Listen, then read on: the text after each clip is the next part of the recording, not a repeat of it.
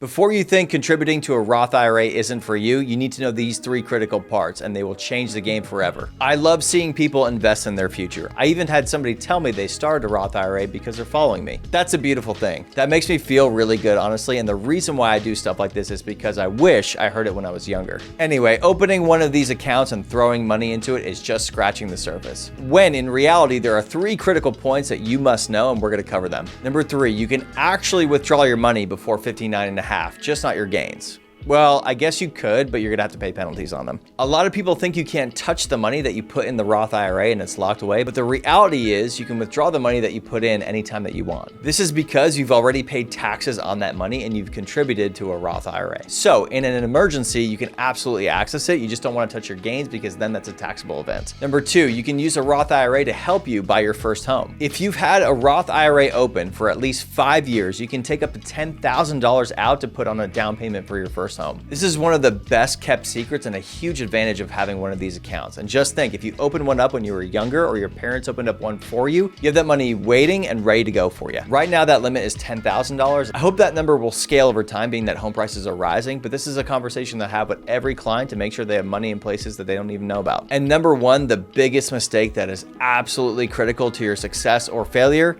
is actually investing the money. This one kills me the most because I've known people who've made this mistake. A Roth IRA is not an investment in itself, it is a bucket for investing. If you don't actually buy stocks, ETFs, or other assets, your money is just sitting there and is going to lose value over time, defeating the purpose of this whole thing. So once you fund your Roth IRA, make sure it's invested because that's absolutely critical to everything. In my opinion, these 3 critical points make it really difficult to create a downside for a Roth IRA. But if you have one, I'd absolutely love to know it. And if you want more digestible finance tips, follow me.